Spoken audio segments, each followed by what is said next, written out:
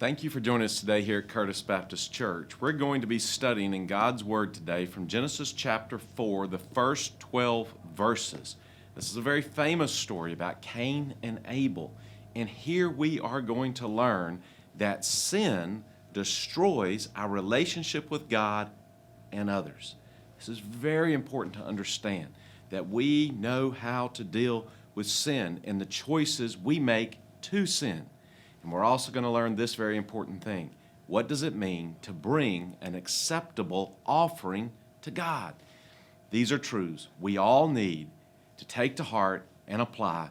So I'm looking forward to sharing them with you because they bring great freedom and great opportunity to be in right relationship with God and others. And that is what we need. And just one word, you calm the storm that surrounds me. Just one word, the darkness has to retreat. Come on, just one touch. Just one touch, I feel the presence of heaven. Just one touch, my eyes were open to see. My heart can't help but believe. There's nothing that God can't do. There's not a mountain that He can move. Oh, praise the name that makes a way. There's nothing that our God can do. Oh, just one word. You heal what's broken inside me. Just one word, and you rip out every dream. Just one touch. Just one touch, I feel the power of heaven. Just one touch, my eyes are open to see. My heart can't help but believe. There's nothing that our God can't do. There's not a mountain that He can move. Oh, praise the name that makes a way. There's nothing that our God can't do. Come on, there's nothing God can't do.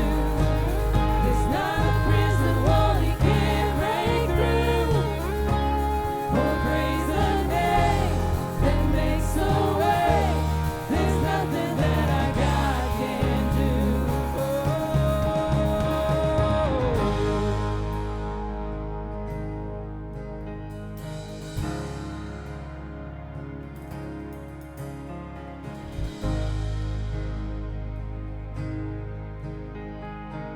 Do you believe that this morning? Come on, let's sing this. I will believe for greater things. There's no power like the power of Jesus. Let faith arise, let all agree. There's no power like the power of Jesus. I will believe for greater things. There's no power like the power of Jesus. Let faith arise, let all agree. There's no power like the power of Jesus. I will believe for greater things. There's no power like the power of Jesus. Let faith arise, let all agree.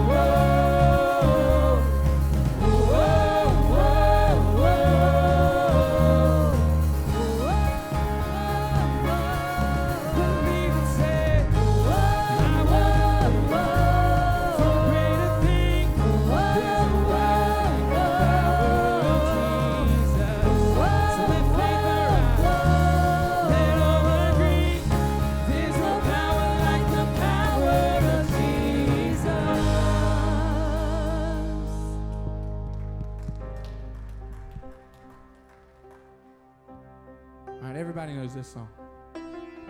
So I need everybody to sing along, okay? We're singing the truth of who Jesus is. He's the King of Kings, the Lord of Lords. I promise you, you know this song. I promise. All right? So sing along with us as we sing. Let's sing this together, the splendor. The splendor of the King, clothed in majesty, let all the earth rejoice, let all the earth rejoice. And he wraps himself in light, and darkness tries to hide, and trembles at his voice, and trembles at his voice. Come on, how great is our God. Sing with me, how great is our God. And all will see how great is our God.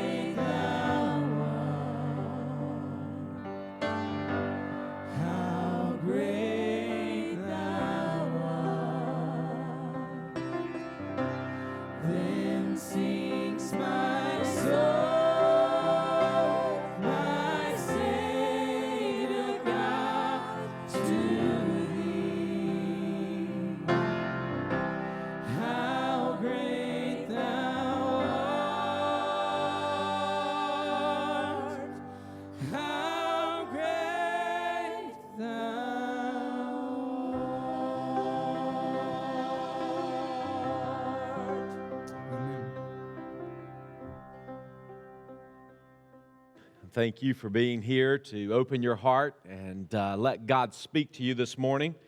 This is an incredible text that I am looking forward to sharing with you because it teaches all of us so much in what we need to know, learn, and understand. Let me begin by asking a couple questions. Now, we know if we take a common thing like a weed killer that it was developed to destroy weeds, right? Weed killers destroy weeds. What about antibiotics? Weren't they developed to destroy viruses? Isn't that right? It's right.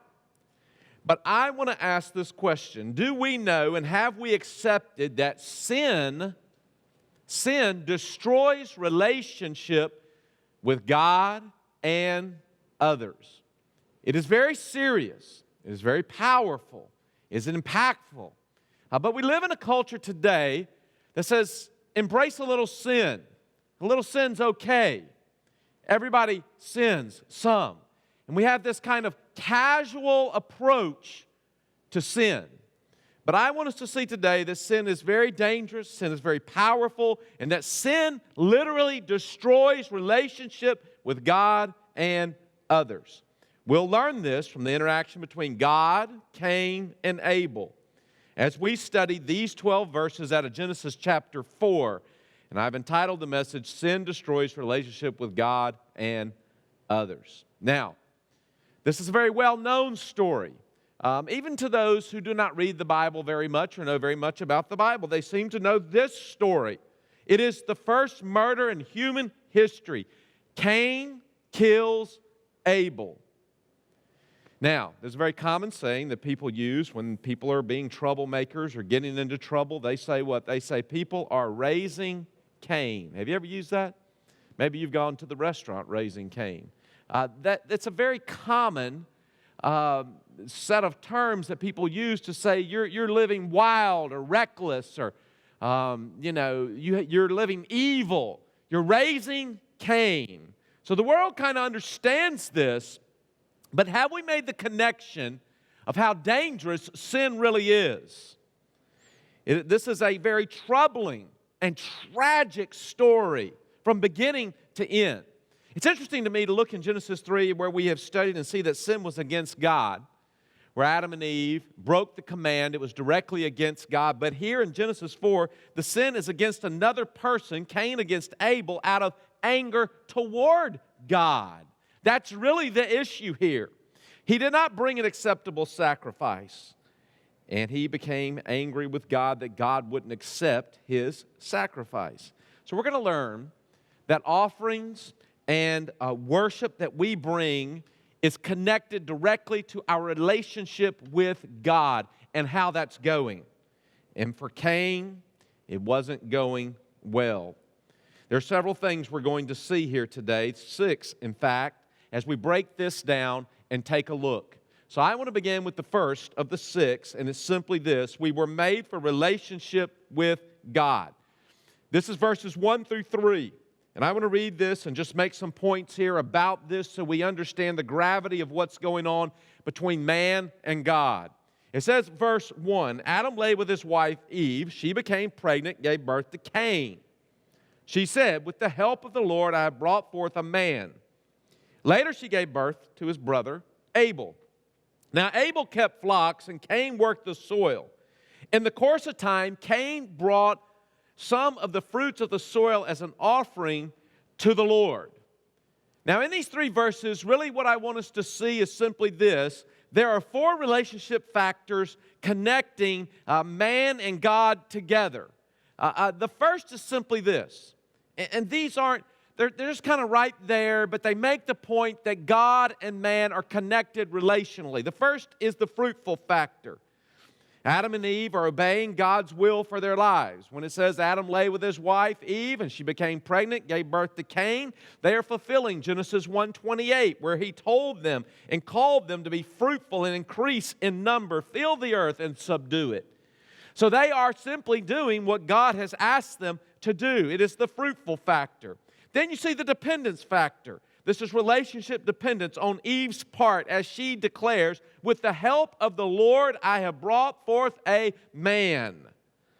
Later, she gave birth to Abel and then even Seth later on, but we can make the assumption that in each and every one of these, there was a dependence upon God in the giving of the birth to these children and bringing them into the world, the dependence factor. Then you see the work factor.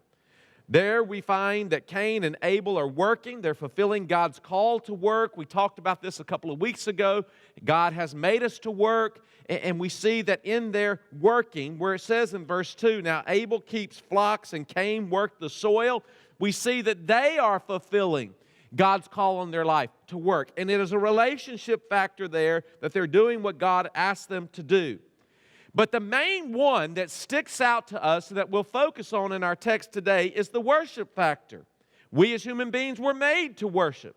And it says this in verse 3, in the course of time, Cain brought some of the fruits of the soil as an offering to the Lord. This is worship. They had a certain place, a certain time, and understood acceptable means of worship. And Cain brings this offering to the Lord to worship Him. And so this is the worship factor. And so in all four of these, the fruitful factor, dependence factor, the work factor, the worship factor, it just simply helps establish the fact that man is relating to, obeying, hearing, doing what God wants them to do. And they're drawn to Him. They want to worship Him. And the same is true for us today. We have this drawing to our Creator. And we want to fulfill what He has for us. But there is a struggle in it, because sin has a role and can pull us away and destroy that relationship, and we're going to see that.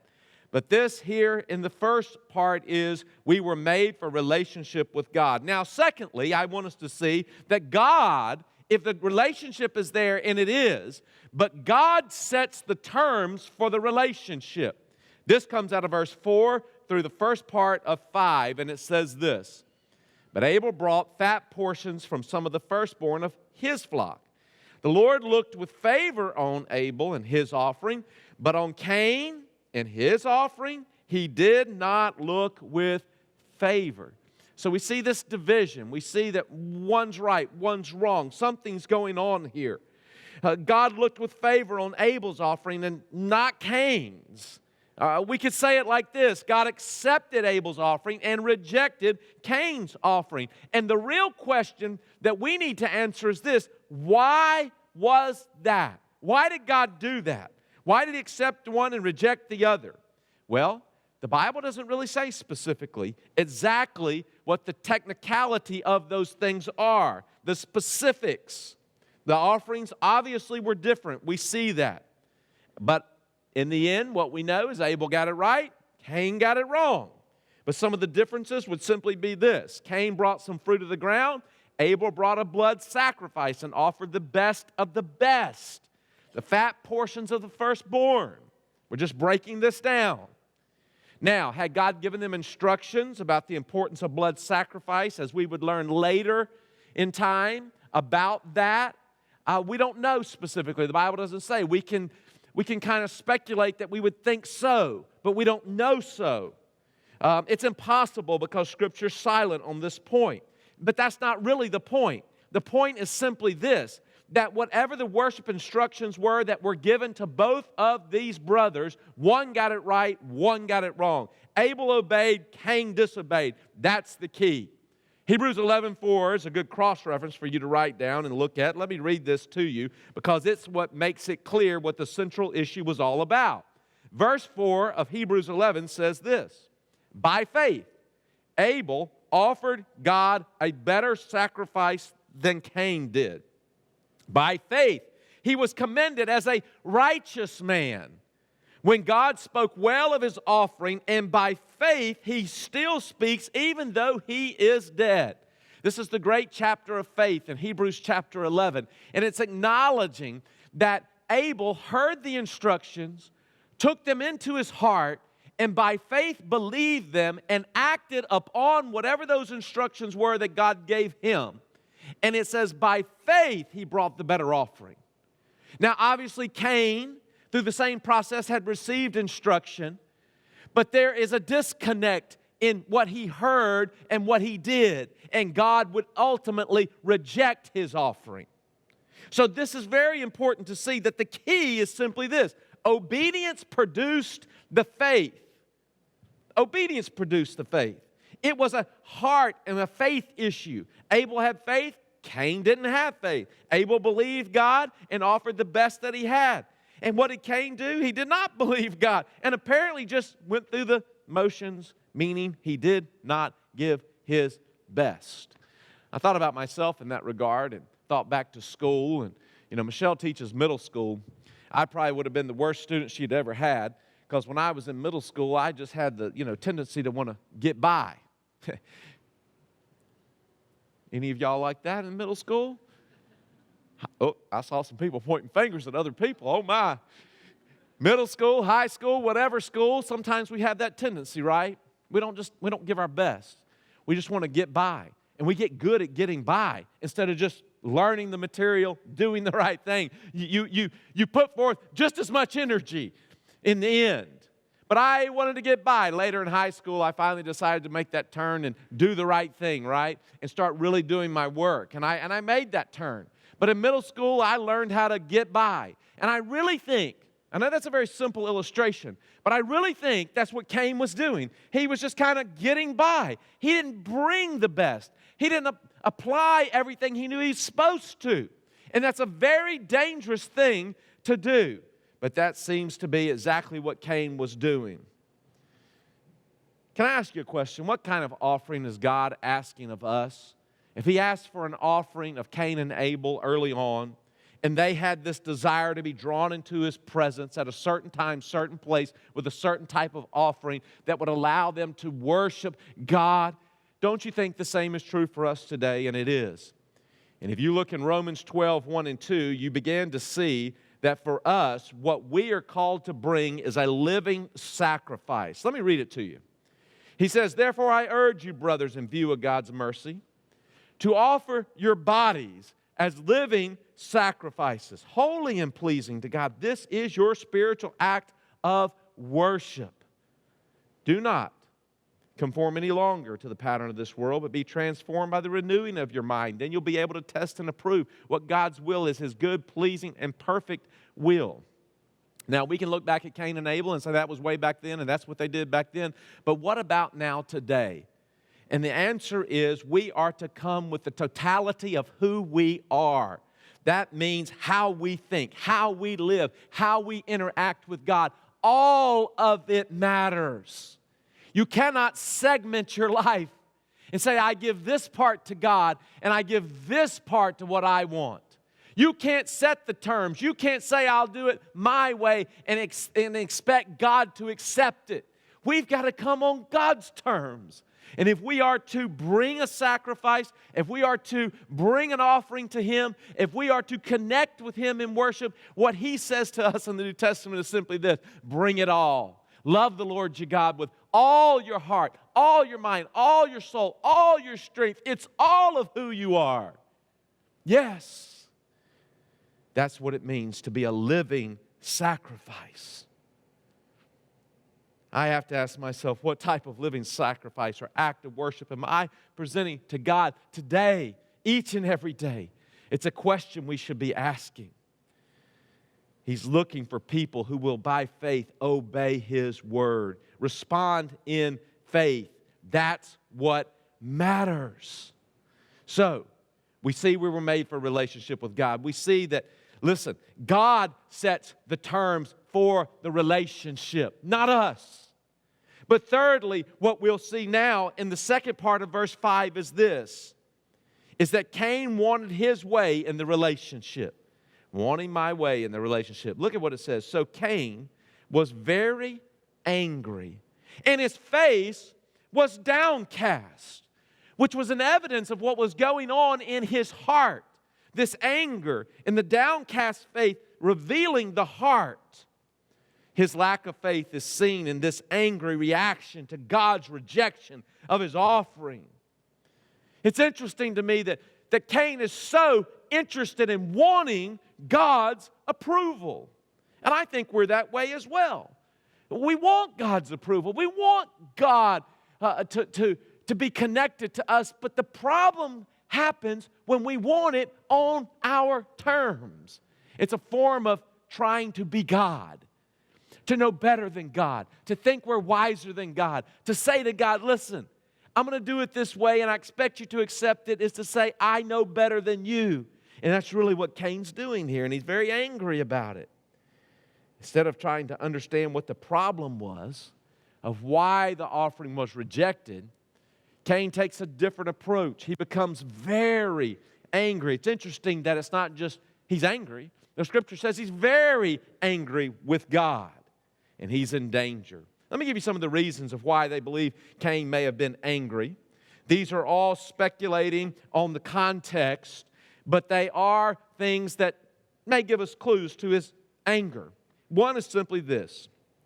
Maybe Cain was angry because all of his efforts would count for nothing with God. All of his working of the land, the bringing forth of the fruit, all that he had planned, all that he thought that was better than what God asked him to do. Maybe he's just mad about it, right? What about the fact that he could be angry that he thought in his mind what was acceptable would not be acceptable to God? And he's angry about it. I've been angry before. How about you with God? Because things didn't work out the way I wanted them to work out, or the way I thought they should work out. Cain's struggling here. And they really believe, most scholars believe, the anger that he had was directed toward Abel because he felt as though Abel was going to replace him as the firstborn, his privilege and his rule. And that may have very well been true. This may very well why he planned to take him out and remove him. But whatever is causing us to be angry with God, we should let it go. Because I'll tell you this, in the long run, we lose every time. And all anger with other people can be traced back to an anger with God. You have to peel back the layers. You may have to look very deeply. But when you pull it all back and you take a look at it, ultimately in life, if I'm angry with somebody else, it's because I'm angry with God. I can't either accept something He's called me to, who I am, what I'm supposed to do, what didn't happen that I thought should have happened. And I may take it out on someone else, but ultimately it is a reflection of my anger with God. That's why I said in Genesis 3, the sin was against God, Adam and Eve against God. But here in chapter 4, it is against another person because they're upset with God. And how dangerous that is. Can I ask you a question? Are you upset with someone else? Are you angry with someone else? Do you have moments of anger toward others that flash up, rise up in your life? Things that set you off? Would you take for a moment and just think about that? Will you pull back the layers and say, is this really more of a fact that I'm angry with God about something in my life? It's worth taking a look. It's what Cain should have done.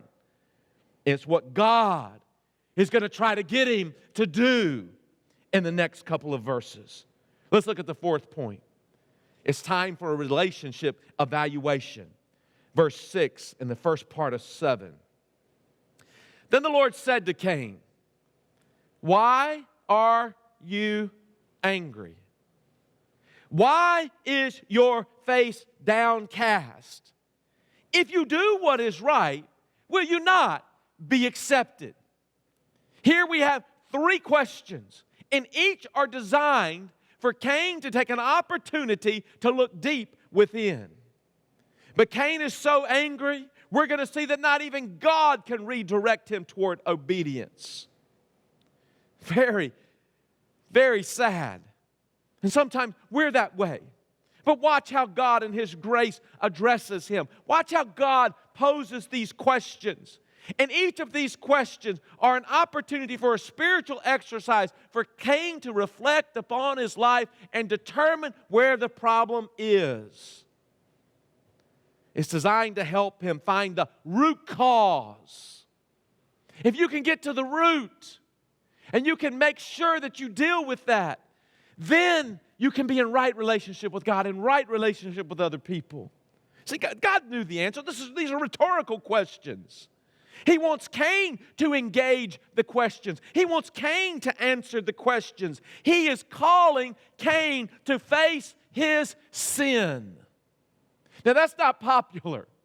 But let me tell you something. That is the only way to find relief. That is the only way to get in right relationship with God, is to deal with whatever has divided our relationship with God, and it is sin. We would rather cover it than deal with it. We would rather ignore it than have to face it. But I want to say to you, if God is working in your life and He's pulling back the layers, He's asking the appropriate questions, don't put Him off. Don't put Him off. He asked him, why are you angry? What a great question.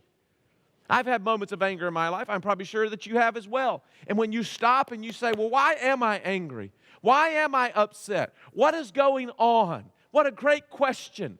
It's just a simple why. And when you trace it back, what you find is we're mad about something we can't have immediately, or we can't have it our way, or things didn't go our way, whatever it is. If you're there, release it to God. Say, God, I'm sorry for being angry. I want to trust you. I want to do it your way. But see, that takes humility. You've got to break your pride. You've got to come and you've got to say, Lord, I can't do this. You must. Oh, my. Do you know that's the love of God to call us to deal with sin like He's asking Cain to do? But the devil will whisper in your ear, and I'll know. You stay in control. You don't have to go there. But oh, don't we? Look at verse 7. God calls Cain to basic obedience. He calls him to basic obedience. He says, if you do what is right, will you not be accepted? Isn't that it? Isn't that it? It is. See, this is a genuine offer by God to Cain to make things right. Bring the right sacrifice. Just do the right thing, right? And what is true for Cain is true for us. God gives us opportunity to make things right with Him. These are questions of grace. These are questions of mercy. These are questions of spiritual opportunity to get right with Him.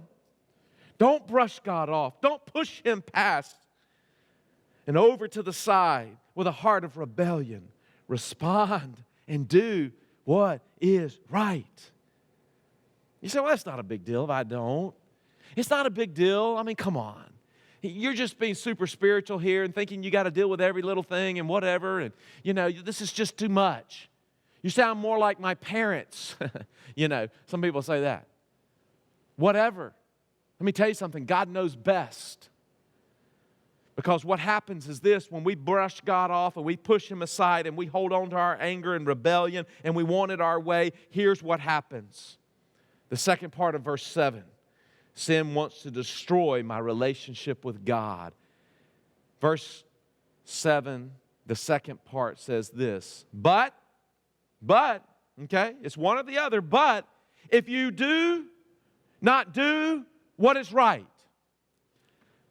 Let me tell you, Cain, if you don't do what's right, guess what? Sin is crouching at your door. S-I-N, sin is crouching at your door. It desires to have you, but you must master it. Sin desires the human heart. It's looking for it. It wants to possess it. It wants to control your heart. But every human being has the ability to master it. When you and I disobey God like Cain will do here, we open the door for sin to enter. It is the flip side of obedience, meaning here's what happens if we choose to disobey. And at the moment we disobey those questions of grace, those questions of mercy, and we choose not to pull back the layers and get to the root cause of all the sin and all the anger, what happens is this: sin's waiting. It's crouching at the door. It is a figure of speech like an animal waiting to pounce on its prey. And that's what sin is doing. It's ready to take over Cain's heart. Now, are you one of those people that like to hide in the shadows and scare your loved ones to death? They come around a corner and there you are, and you just like to get them. Every once in a while I like to do that. How many of you like to do that? Isn't that fun? You got to be careful as people get older. You don't want to give them heart attacks and they die right in front of you. It'd be terrible. But it is fun to do that from time to time. And you get behind a door, you find a spot, and you know they're coming, and they don't know that you're there. And what are you doing? You're crouching. You're waiting. And you're going to what? You're going to get them, right? Now that's fun. That's innocent. I get that. But think about it like this. If that's sin, so you can relate to that because when we do that, we're out to get someone and they don't know we're there. And that's fun and that's funny. But let me tell you something. What sin's waiting to do is not fun nor funny.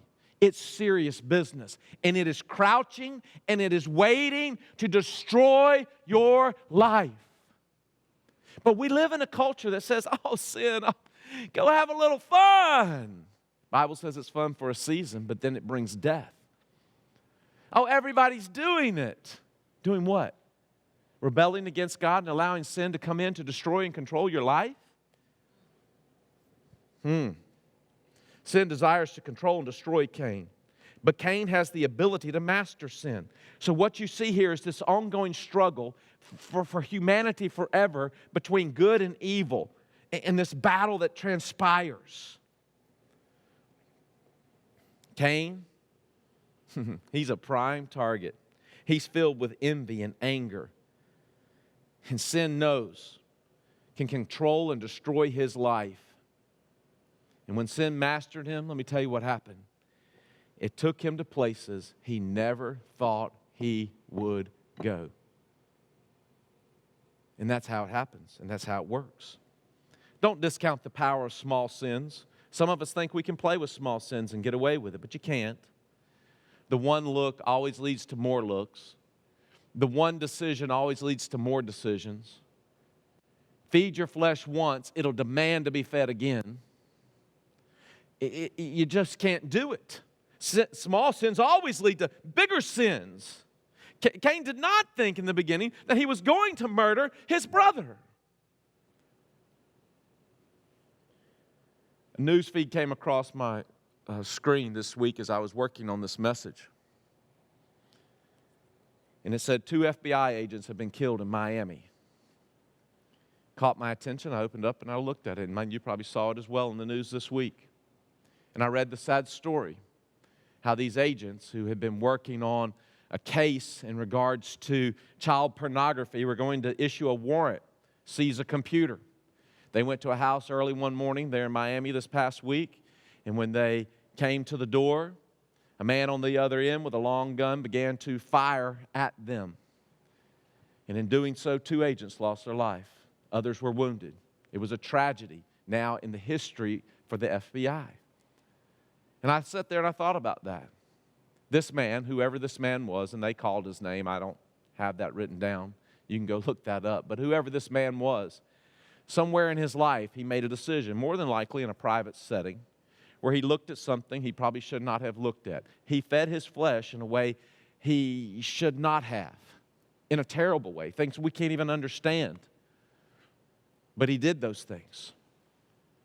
And the result of sin in that man's life has left a trail that is devastating. Even down to the point that we see the end result that 2 FBI agents lose their life. Their families are affected, right? This man had been abusing, supporting child pornography. Think of the families. Think of the children that have been impacted by this man's decisions. And then in the end, what does this man do? He turns and takes his own life. You want me to tell you who does that? The enemy. The one that came to steal, kill, and destroy. And we look back and say, oh, what a tragic thing. Police officers are in danger, and yes, they are. But let me tell you, the greatest danger we're all in is the fact that we have to make a choice in regards to sin. And ultimately, it comes back to even the choice before sin ever has its opportunity. It's our choice to choose to obey God. Because as we choose to obey God, sin has no platform. It can't crouch. It can't come. We're in protection and obedience to God. You can't play with sin and get away with it. We just live in a day of grace, and oftentimes the small sins don't immediately produce death, but death is coming. I want to plead with you. Listen, when sin is crouching at your door, do you hear the voice of God saying, turn away from sin and turn back and do the right thing? That's what God said to Cain. Cain, just do the right thing and you'll be good. Or do we press on in anger and allow sin now to master us? I want to say to you, beware of those hidden sins, that secret anger, that bitterness, those grudges, that jealousy. All of it is things that the enemy will use to destroy your life. James 1:13 and 15 put it this way: when tempted, no one should say, God is tempting me, for God cannot be tempted by evil, nor does he tempt anyone. But each one is tempted when? By his own evil desires, he's dragged away and enticed. Then, after desire has conceived, it gives birth to sin. And sin, listen, and sin, there's a process here, when it is full grown.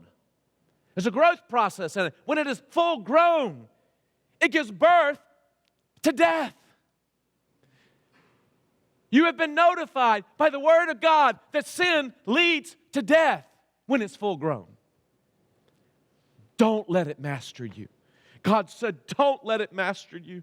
Choose not to allow sin to master you. Why?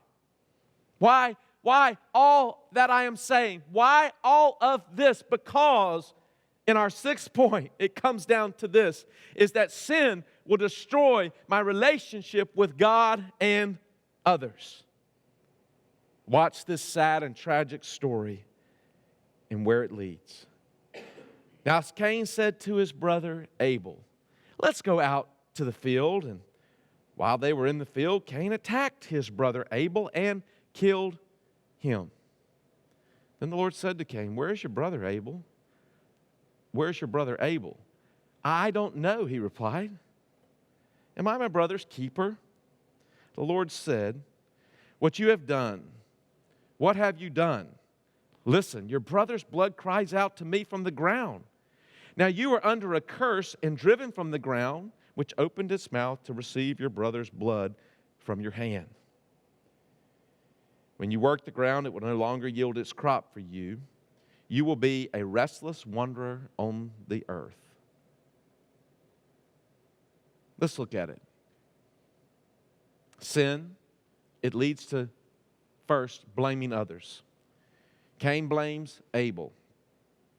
And what does he do? He's really angry with God, but he's going to blame Abel. He invites him to go on a brotherly walk in the field. What do you think they're doing? Hey, Abel, let's go check the crops together. I want to show you what I've been growing. Oh, hey, Abel, let's go out and watch the sunset. Or was this just fellowship together? I don't know. I don't know what he said. But whatever it was a cover of deception with the desire to destroy is what it was. So he's blaming his brother Abel, and in his deception, he's going to attack him. Sin leads to attacking others. This is the ultimate attack. It is a premeditated attack. It is a sudden surprise attack. And here's what the Bible says: Cain kills Abel. It was premeditated murder in the first degree. It was brutal. It was bloody. This whole idea that murder will solve a problem comes from the evil one. I'll read this verse in just a moment, but the cross reference is 1 John 3:12. This is Satan convincing Cain the only solution was to remove his brother.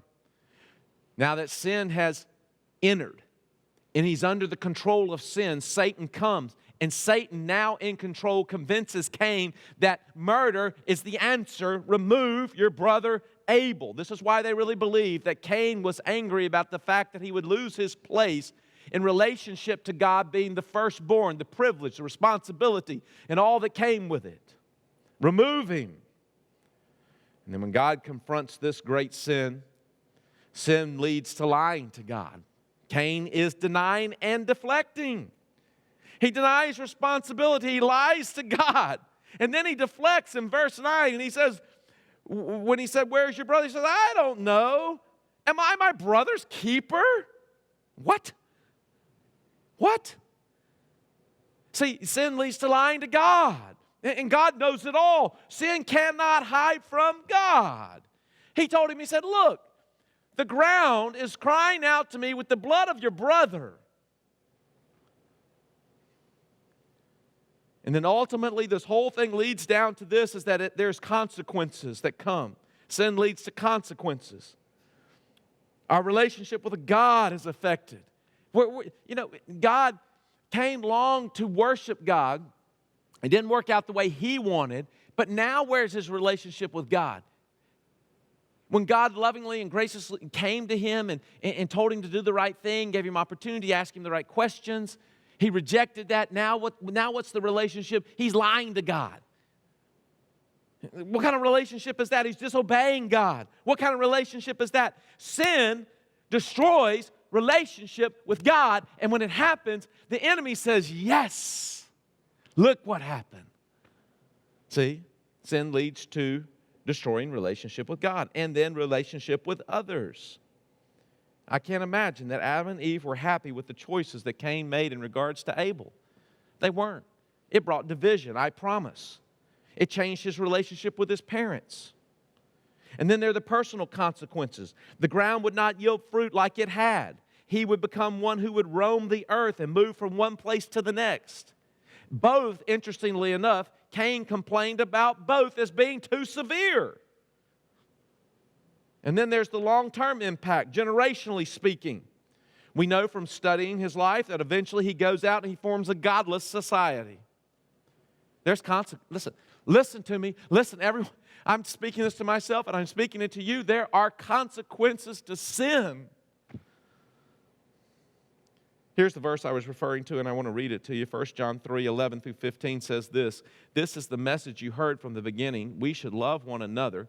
Do not be like Cain, who belonged to the evil one and murdered his brother.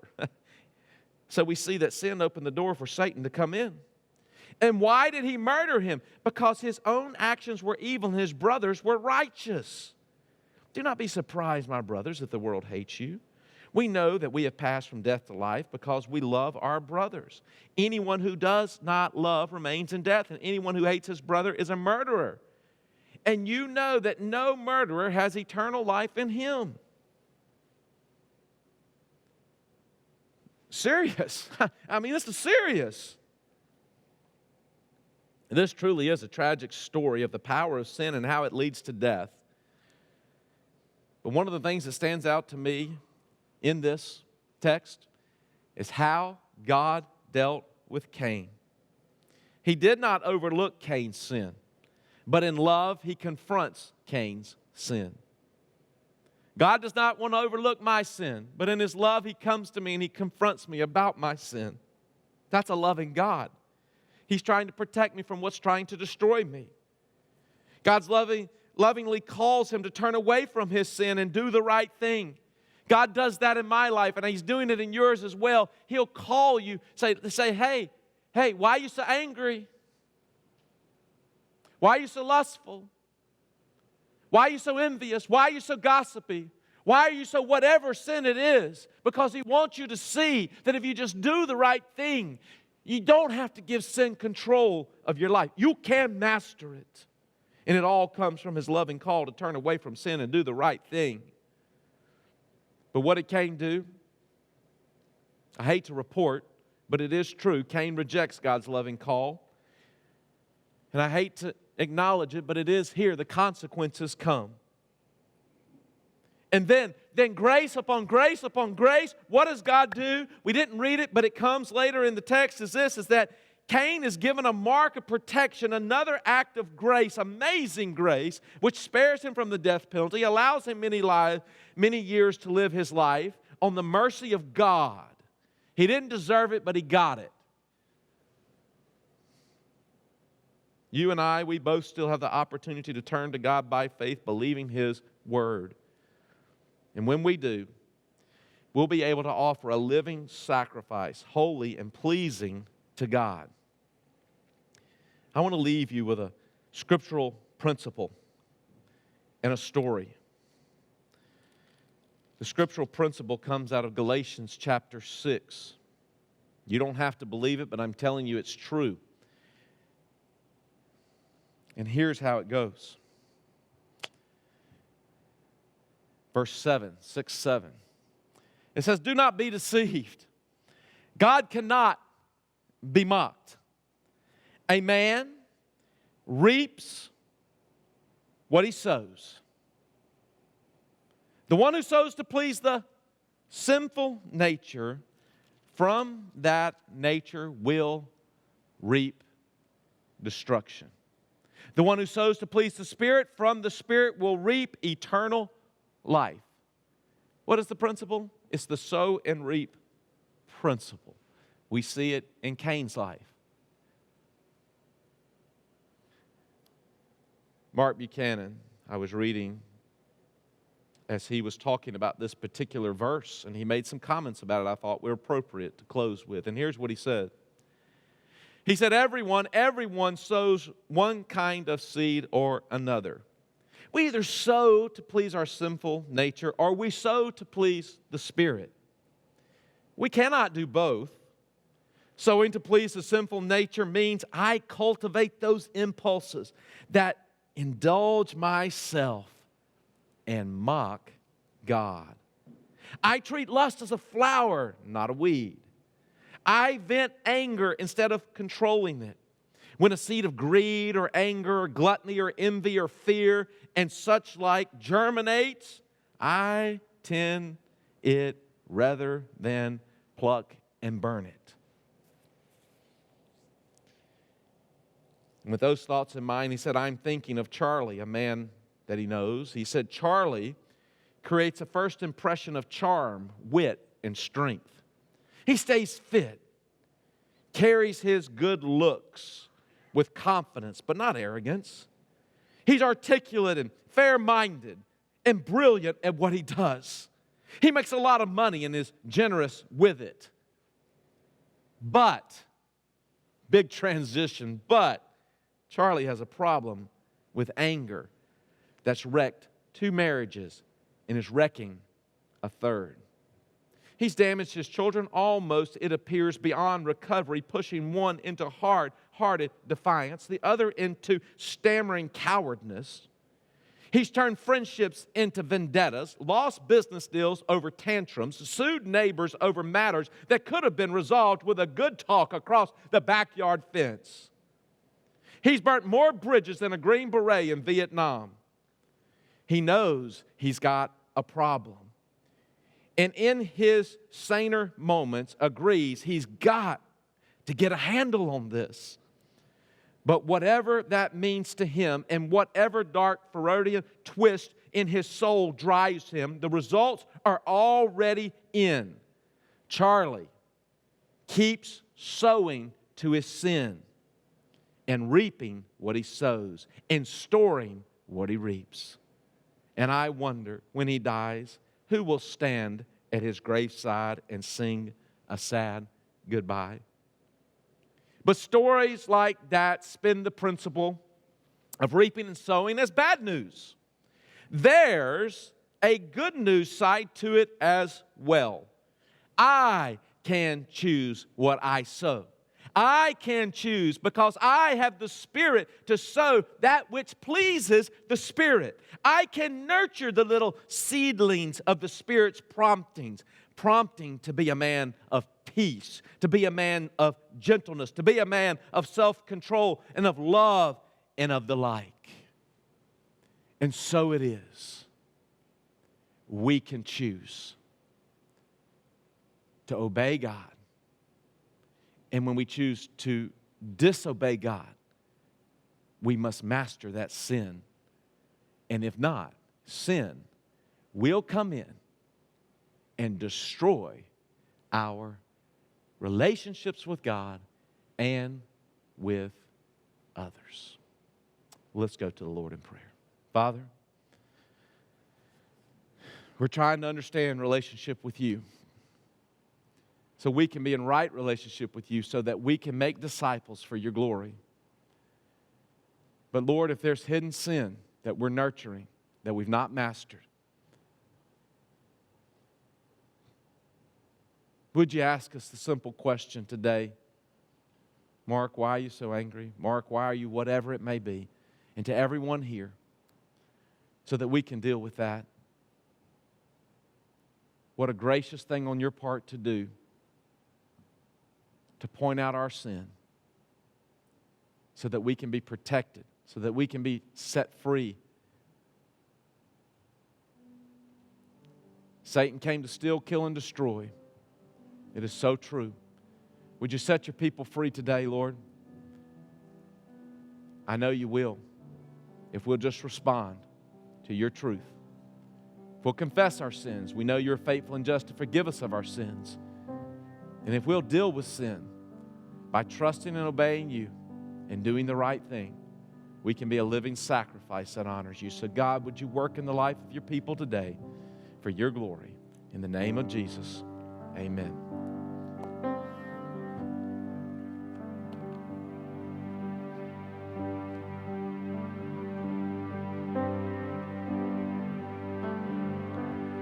Lord, I come and I confess, and bowing here, I find my rest.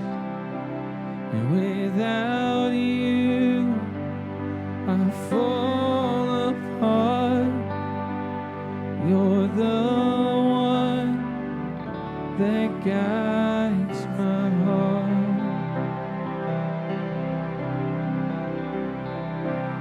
Lord, I need you.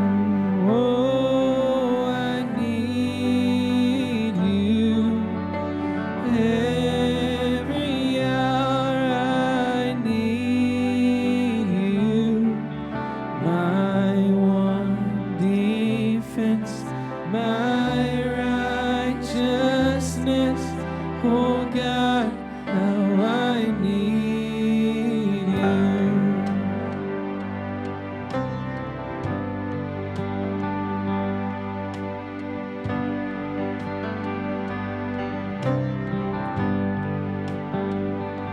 Where sin runs deep, your grace is more.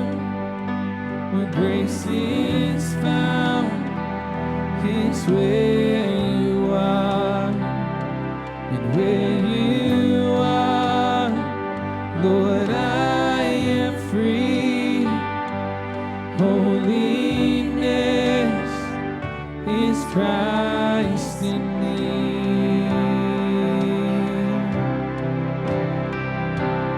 Lord, I need you. Oh, I need you. Every hour I need you. My one defense, my righteousness. Oh God, how I need you.